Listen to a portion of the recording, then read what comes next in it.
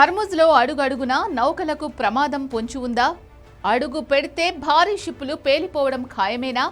Iran అనుమతి లేకుండా హర్ముజ్ను దాటితే షిప్పులతో అందులో ఉన్న వారంతా నీటిలో కలిసిపోవాల్సిందేనా? అమెరికాను దారిలోకి తెచ్చుకోవడానికే ఇరాన్ సీ మైన్స్ అమర్చిందా?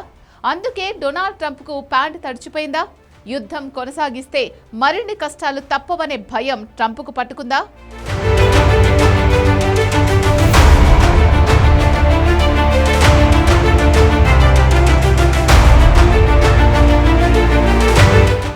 ఇరాన్ వ్యూహాలు అమెరికాకు కంటి మీద కునుకు లేకుండా చేస్తున్నాయి. 40 రోజుల పాటు సాగిన యుద్ధంలో ఇరాన్ కొరక్క కొయ్యలా తయారైంది. అంతు చిక్కని అస్త్రాలతో అమెరికాకు టెహ్రాన్ చుక్కలు చూపిస్తోంది. ఇరాన్ను దారిలోకి తెచ్చుకోవాలని వార్నింగుల మీద వార్నింగులు ఇచ్చారు. ఆ తర్వాత కర్గ్పై దాడులు చేసినా ఇరాన్ మాత్రం వెనకడుగు వేయలేదు. మౌలిక వసతులు ధ్వంసం చేసిన టెహ్రాన్ బెదరడం లేదు. పైగా ట్రంప్పై రివర్స్ అటాక్ మొదలుపెట్టింది. హర్ముజ్పై పట్టు సాధించాలని ట్రంప్ ప్రయత్నిస్తుంటే దమ్ముంటే అడుగు పెట్టి చూడు అంటూ సవాల్ విసురుతోంది. సముద్రంలో ఒక్క అడుగు వేసినా సొరచేపలకు సైనికులు ఆహారమవుతారని హెచ్చరించింది. అంతేకాదు అడుగుకో సీ మైన్స్ ఏర్పాటు చేసినట్లు స్పష్టం చేసింది. తమ అనుమతి లేకుండా పడవలు హర్ముజ్ ప్రయాణిస్తే భారీ నౌకలు పేల్చివేస్తామని ట్రంప్కు వార్నింగ్ ఇచ్చింది. దీంతో ట్రంప్కు ప్యాంటు తడిచిపోయినట్టు తెలుస్తోంది. టెహ్రాన్ ఎక్కడెక్కడ సీ మైన్స్ పెట్టిందో తెలియక పలు దేశాలు వణికిపోతున్నాయి. భూతల దాడులకు దిగితే అసలు మోసమొస్తుందనే భయంతో ట్రంప్కు పట్టుకుందట. ఇప్పటికే యుద్ధంలో వెనుకబడ్డ అమెరికా అనవసరంగా ఇరాన్ను కెలుక్కుంటే భారీ నష్టం తప్పదు అనే అంచనాకొచ్చాయట. యుద్ధ నౌకలకు భారీ డ్యామేజ్ జరిగింది. దాదాపు 40 విమానాలు అమెరికా కోల్పోయింది. ఇలాంటి పరిస్థితుల్లో ఇరాన్ను తలగోక్కోవడం ఎందుకని ట్రంప్ అనుకున్నారట. ఈ కారణంగానే యుద్ధానికి విరామం ప్రకటించినట్లు తెలుస్తోంది. పశ్చిమాసియాలో ఉద్రిక్తతలు తగ్గుముఖం పట్టాలని ప్రపంచమంతా కోరుకుంటోంది. తాజా పరిణామాలు పరిస్థితిని మళ్లీ సంక్లిష్టంగా మారుస్తున్నాయి.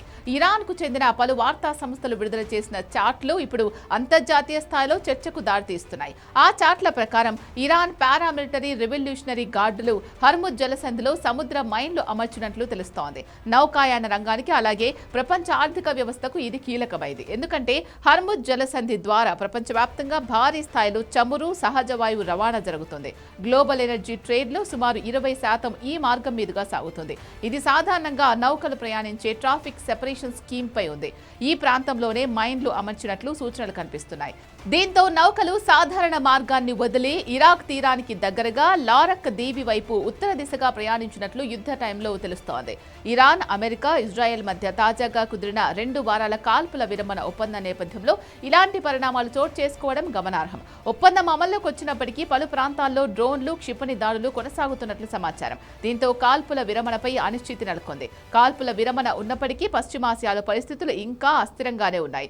హర్ముజ్ జలసంధిపై ఇరాన్ కొత్త వ్యూహం, కువైట్, సౌదీ ఆరోపణలు, ఇరాన్ ఖండనలు ఇవన్నీ ప్రాంతీయ ఉద్రిక్తతలు మరింత పెంచుతున్నాయి.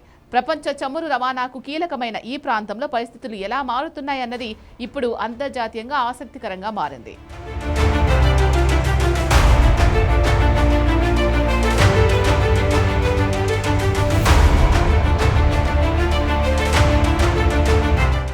మరోవైపు పూర్తి స్థాయి శాంతి ఒప్పందం అమల్లోకి వచ్చే వరకు అమెరికా యుద్ధ నౌకలు, బలగాలు ఇరాన్ పరిసర ప్రాంతాల్లోనే కొనసాగనున్నాయి. అమెరికా అధ్యక్షుడు డొనాల్డ్ ట్రంప్ ప్రస్తుత పరిస్థితులపై తీవ్రంగా స్పందించారు. ఒప్పందాన్ని ఎవరైనా ఉల్లంఘిస్తే తీవ్ర పరిణామాలు తప్పవని హెచ్చరించారు. ట్రంప్ తన ప్రకటనలో హర్ముజ్ జలసంధి ఎప్పటికీ తెరిచి ఉంచాలని ఆదేశించారు.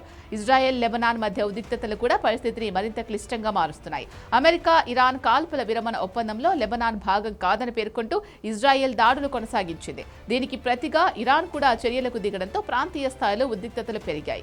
ఈ పరిణామాల నేపథ్యంలో హర్ముజ్ జలసంధి భద్రతపై ప్రపంచవ్యాప్తంగా ఆందోళనలు వ్యక్తమవుతున్నాయి. ముఖ్యంగా చమురు దిగుమతులపై ఆధారపడిన దేశాలు పరిస్థితిని దగ్గరగా గమనిస్తున్నాయి. ఈ మార్గంలో ఎలాంటి అంతరాయం కలిగినా ఇంధన ధరలు పెరగడం, సరఫరా లోపాలు ఏర్పడే అవకాశం ఉంది. మొత్తం మీద కాల్పుల విరమణ ఒప్పందం ఉన్నప్పటికీ పశ్చిమాసియాలో శాంతి ఇంకా దూరంగా ఉన్నట్టే కనిపిస్తోంది. ఇరాన్ చర్యలు, అమెరికా హెచ్చరికలు, ప్రాంతీయ సంఘర్షణలు అన్నీ కలిపి పరిస్థితిని మరింత సంక్లిష్టం చేస్తున్నాయి. రాబోయే రోజుల్లో జరగబోయే చర్చలు ఈ సంక్షోభానికి పరిష్కారం చూపుతాయా లేదా అన్నది ఇప్పుడు ప్రపంచమంతా ఎదురు చూస్తోంది.